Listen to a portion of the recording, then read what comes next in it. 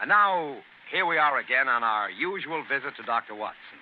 He's waiting for us in his study, a cheerful blaze crackling on the hearth. I'm very relieved to see you, Mr. Manning. Hasn't the weather been atrocious today? I was beginning to wonder if you'd be able to get here tonight through all this fog. Yes, it certainly is what you Londoners call a regular pea souper. Yes, indeed. It reminds me of the adventure of the missing submarine plans. A case that was solved in the underground. Underground? What you Americans call a subway. Yes, but what has a solution in a subway got to do with a foggy night? Well, you see, the affair started in weather exactly like this.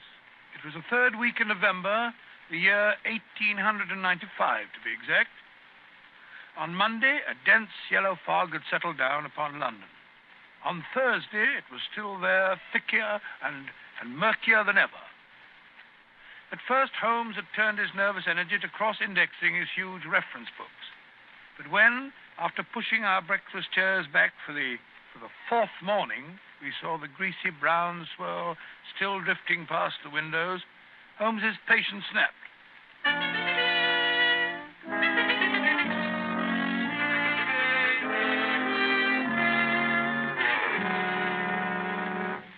Holmes, if you must pace around in circles, I wish you'd change directions now and then. You're making me dizzy. Bah! It's inexcusable, Watson. Inexcusable. No initiative, no imagination. Nothing ever gets done. If you're alluding to the inactivity in this last session of Parliament, my dear Holmes... I'm not speaking of our lawmakers, Watson, but of our lawbreakers.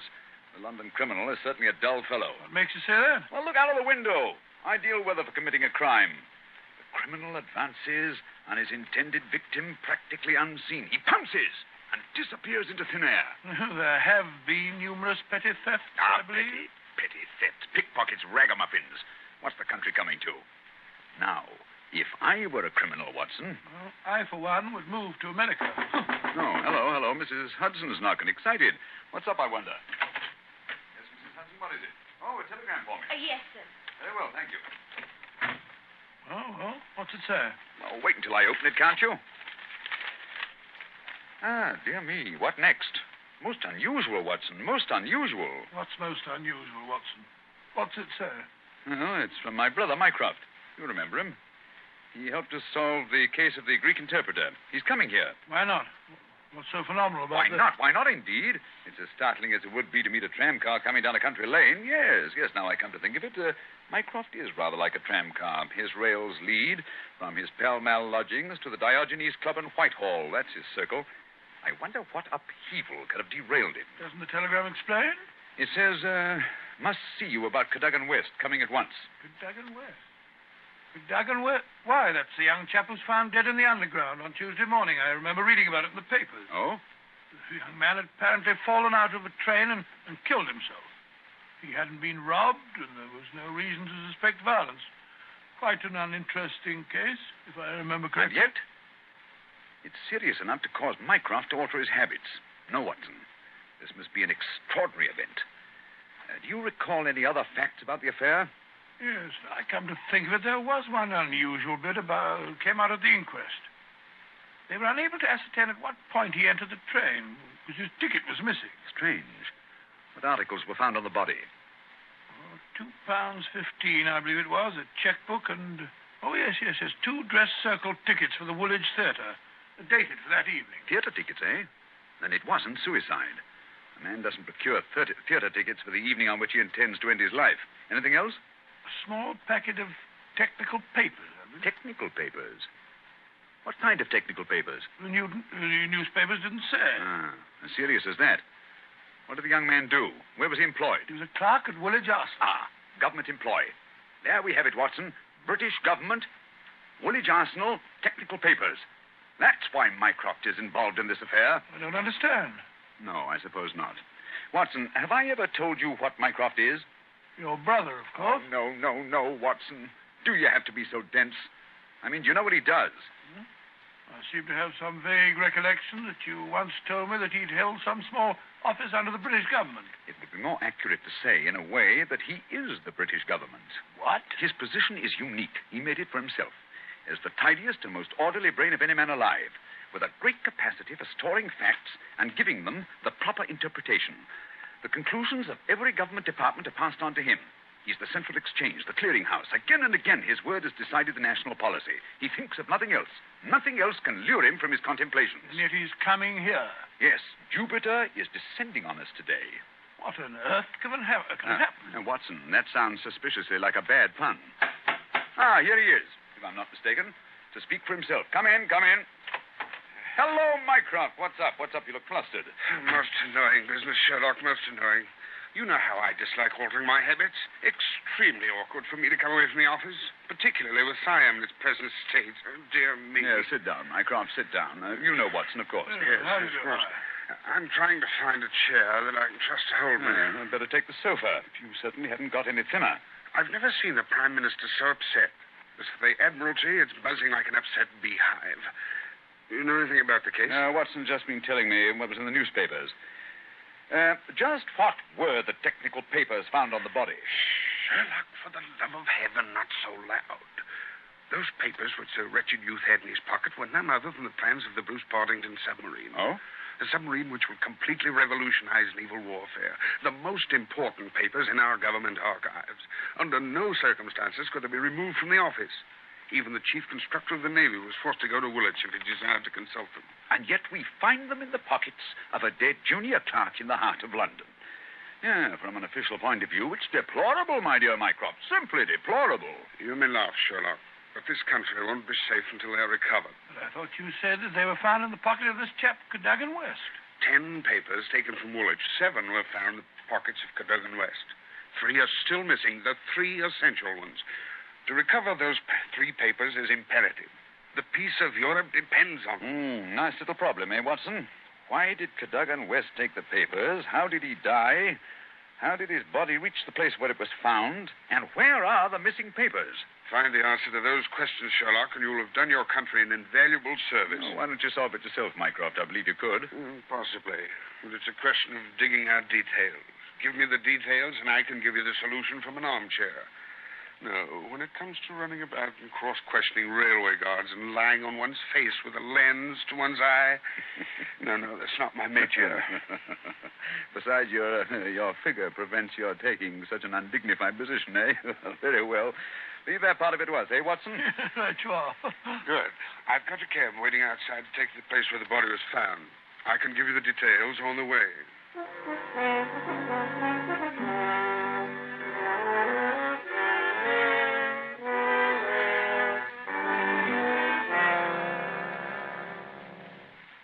Now, Mycroft, who was the official guardian of these famous papers? No less a personage than Sir James Walter, a gentleman who's grown grey in the service. His patriotism is beyond suspicion. A bachelor, if I'm not mistaken. Lives with his brother. Yes. He was at the house of Admiral Sinclair at Berkeley Square during the whole of the evening when this accident occurred. The Admiral vouches for him. He's one of the 2 who have the only keys to the safe. And his key was with him all evening? Right. His key, the key to the building, and the key to the room. Who was the man with the other key? The senior clerk, Mr. Sidney Johnson. Man of 40, married, silent, morose, with an excellent service record. Any alibi? He, too, had his key with him and seems to have spent the evening playing a game of draughts with the green grocer around the corner from his lodgings. Of course, he has only the word of this green grocer to back him up. Oh, come, my dear Mycroft. No class discriminations, please. The word of a greengrocer is often just as good as that of an admiral. What about Cadogan West? He had a good reputation. A bit hot-headed, but straight and honest. At least everyone thought so. He was next to Sidney Johnson at the office. His duties brought him into daily personal contact with the plans. No one else ever had the handling of them. Oh, it's perfectly clear. He must have taken... Not so fast, Watson, not so fast. Who locked them up that night? Mr. Sidney Johnson. They were of value, commercially, I mean. Oh, yes. There's no doubt that West could have got several thousands for them very easily. And yet, only a small amount of money was found on the body. Perhaps the buyer took it back after he'd murdered West. What puzzles me is, how did West obtain possession of those papers? To do so, he must have had a false key. Several false keys, Sherlock. He had to open the building and the room as well. Oh, well. Several false keys, then. Let me see. Suppose West did take the papers and went into town. And on the way back to Woolwich, where he is hoping to replace the papers, he's killed and thrown from the train. But the spot where the body was found is considerably past the station for London Bridge, which is the route to Woolwich. It's interesting. Also, if young West did make an appointment with some foreign agent to sell the papers that night, why didn't he keep the evening clear? Why buy 2 theater tickets? Exactly. Furthermore, he actually escorted his fiancée halfway there before he disappeared. Blind. That's what it looks like to me. Why did he take the papers at all? Why not copy them out in the office and sell the copies? He certainly had plenty of opportunity to do so. And why the absence of his underground ticket? Perhaps the ticket would have shown us which station was near the agent's house. So the murderer destroyed it. Good, Watson. Very good. And yet, I wonder. Well, here's the underground station. The railway authorities have sent a man round to show the exact place where the body was found. You won't change your mind and come with us? Well, crawling round that black hole on my hands and knees, not very likely. Well, I shall expect a report on your efforts this evening. Never expect too much, Mycroft. Never expect too much.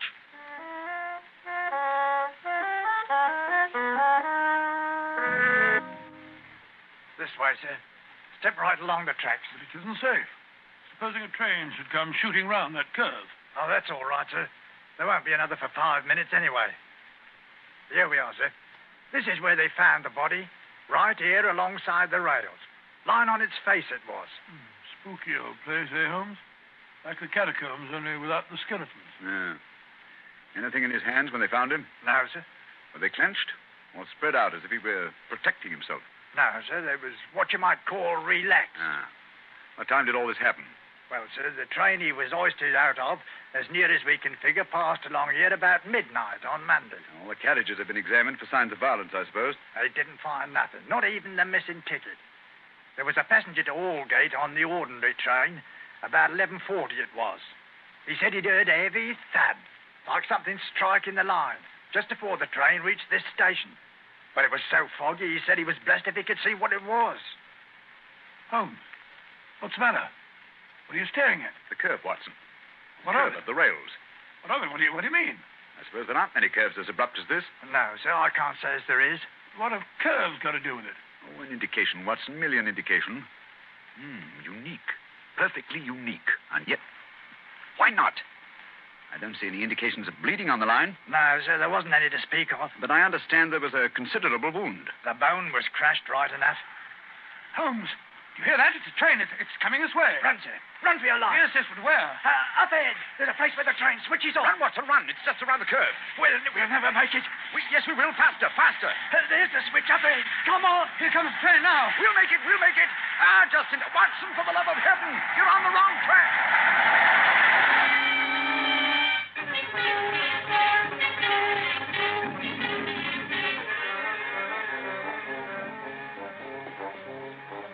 Well, that was a narrow escape, Holmes. I must say my knees are still shaking. Look at the shoulder of my coat where you pulled it there.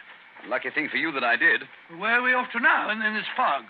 Yes, it's a nice afternoon. Suppose we pay a few calls. I think Sir James Walter claims our first attention. After that, we might drop in on Miss Westbury. Miss Westbury? Who's she? She is Cadogan West's fiancée and the last person to see him alive. Holmes, we seem to be going around in circles. We've accomplished absolutely nothing so far except to get ourselves nearly annihilated in the underground. After all, it's perfectly obvious that the young man had a quarrel with someone, in all probability the agent, to whom he sold the papers, and got himself thrown out of the railway carriage for his pains. I disagree with you, my dear Watson. His body fell from the roof of the carriage where it had been placed. Cadogan West met his death elsewhere. The roof of the train? Consider the facts, Watson. A, the curve in the tracks.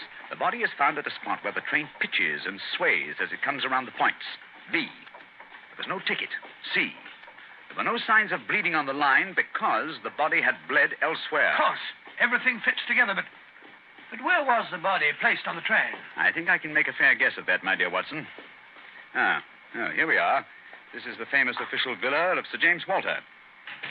And that, if I'm not mistaken, is his brother, Colonel Valentine, just coming out of the house. What's the matter with the man? He looks positively haunted. Oh, pardon me, Colonel Valentine, but can you tell me if Sir James is at home? Sir James, sir? Sir James is dead. Good heavens, dead? He died this morning. It's terrible. Terrible. How did he die? Oh, it's this horrible scandal. My brother, sir, was very sensitive of his honor. He couldn't survive the disgrace to his department. It broke his heart. Pardon me, gentlemen, I must go. It broke his heart. Most appalling development. Eh, Holmes? I wonder if his death was natural, or if the poor fellow killed himself.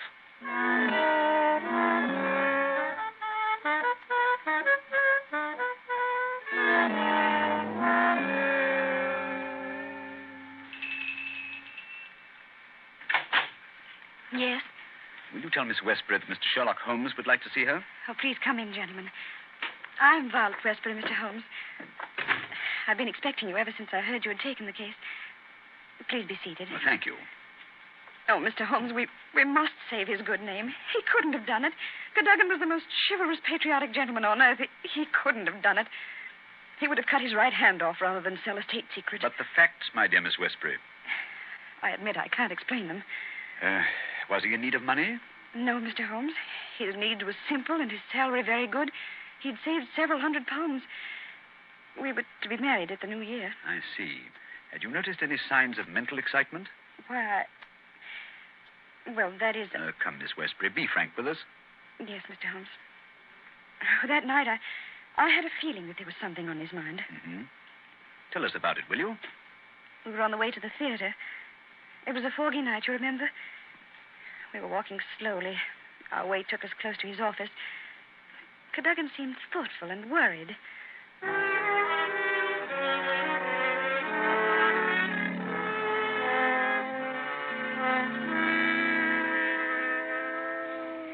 What's the matter? You haven't said a word for the last 5 minutes. Have I said or done something? Of course not, silly. It's just that I've got something on my mind. Oh, why not tell me about it? Perhaps I can help. It's no use, Vi. It's too serious for me to talk about, even to you.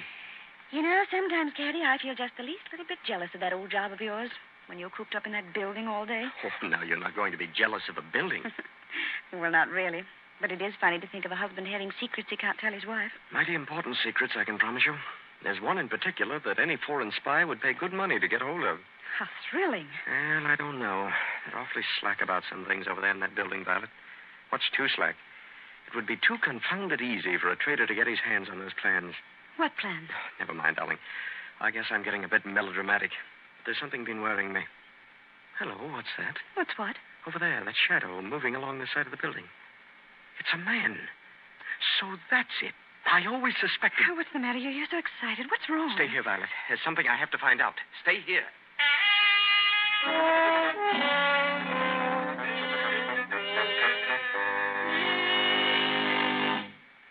I waited and waited, but he never returned.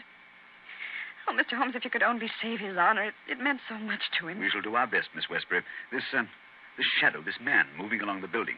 Did you see it, too? I think I did, Mr. Holmes. But the night was so foggy, I can't be sure. But there must have been a man. Another man. It couldn't have been Cadogan. Surely character goes for something. Let us hope so. Come along, Watson. We must return home. I'm expecting an answer to some telegrams I sent Mycroft earlier this afternoon. We've done enough for one day.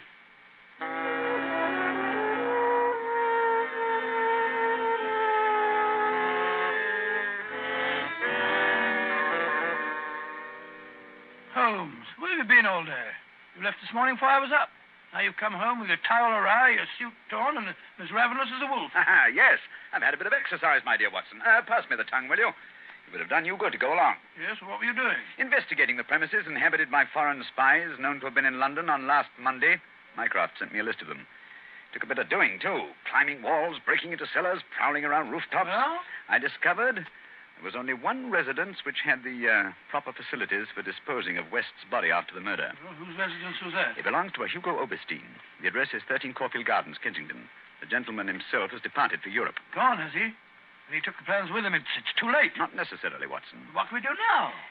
We're going to keep a rendezvous with the gentleman who stole and sold those plans. The assignation will take place at Mr. Oberstein's house this evening at 9. What the deuce are you talking about? These newspaper clippings. I found them in the drawer of Hugo Oberstein's desk. Read them.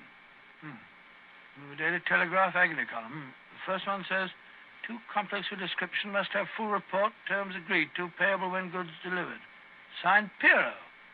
Pierrot, indeed. Sounds like a Mardi Gras. Now, read on, Watson, read on. Second goes, matter presses, must withdraw offer unless contract completed. Pierrot again. And the last, dated Monday, the day the crime was committed. Monday night after 9, 2 taps, payment in hard cash.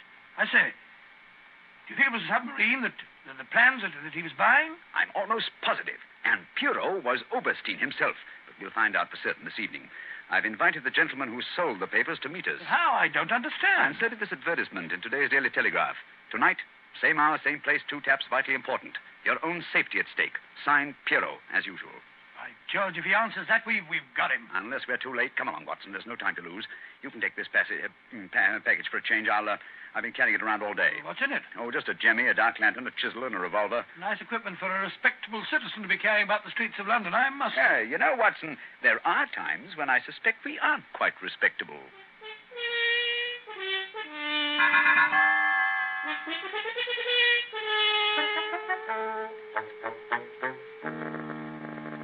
Here we are. This is Caulfield Gardens. Thank heavens, it's still foggy. I shouldn't like to be caught in the act of housebreaking. Yeah.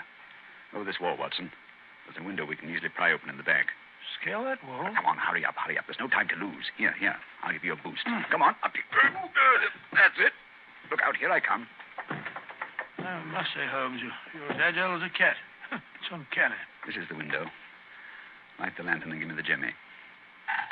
1, 2.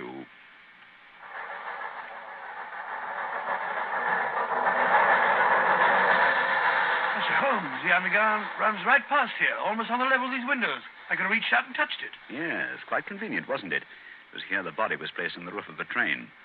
Look out of this, look on this windowsill. You can see the soot is blurred where they rested the body. And here, look. This brown stain is blood. Nasty, eh, Holmes? Let's get on into the house. Very well, then. Come along. The window's open. Easy, don't break the glass. Supposing Overstein should happen to return home. Well, we must take our chances in this business. Come along, Watson, come along. Our visitor will expect to be let in by the front door. I wish these stairs didn't squeak so. 9 o'clock. We can expect him at any moment now. You take your position on one side of the door. I'll be on the other. We can pounce on him when he enters. I'll throw my greatcoat over his head. Oh, well, I wish he'd hurry. Shh, Watson. Oh, what if he doesn't come? There he is. Ready now. I'll open the door. You wanted me? No, you don't. Take that. What the... Easy, Watson, easy. All right, Holmes, I've got him. Well, let's take a look at our catch. Take the overcoat away, Watson. Right. Hi, it's Colonel Valentine Walter, Sir James's brother. Quite. Well, sir, what have you to say for yourself? Why did you steal the Bruce-Partington plans? Who are you? What do you know about this? I am Sherlock Holmes, and I know everything. Oh, this is terrible. I'm lost. I didn't realize their importance until my brother killed himself. But I needed the money. I had to have it. Overstein offered to give it to me if I'd let him see the plans. So you took an impression of your brother's key, opened the safe, and procured the papers. Cadogan West saw you leaving the building, followed you here, and you killed him. No, I didn't do that. I swear I didn't do it. No? Then perhaps you better tell us who did murder Cadogan West and placed him on the roof of the railway carriage. I'll tell you. I promise you I will. I did the rest. I confess it, but not that. Very well, then. How did it happen? I got the papers, as you've discovered. Made my way through the fog until I reached the door. Once or twice, I fancied I was being followed. I could hear footsteps on the pavement behind me.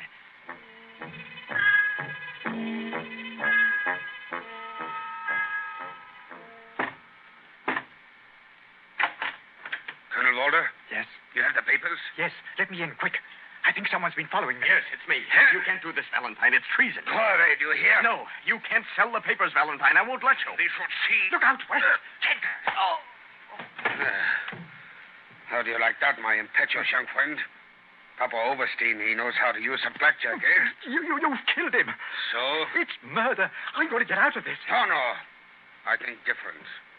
You will come in here if you do not wish to taste the blackjack, too. But That is better. Oh, what can we do? They'll find the body. I have an idea. First, I look at those papers. I take the ones I want, and the rest we put in the pocket of this foolish young man. And then we give him a nice ride on top of the underground train, no? He will be the guilty one. Who will ever know?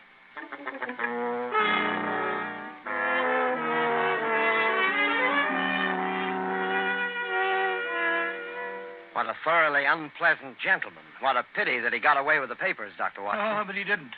Overstein had left a Paris forwarding address with Colonel Walters. That gentleman sent him a letter dictated by Holmes, saying that he had discovered that one essential detail in the plans was missing, and that he had procured a tracing which would make it complete for a price.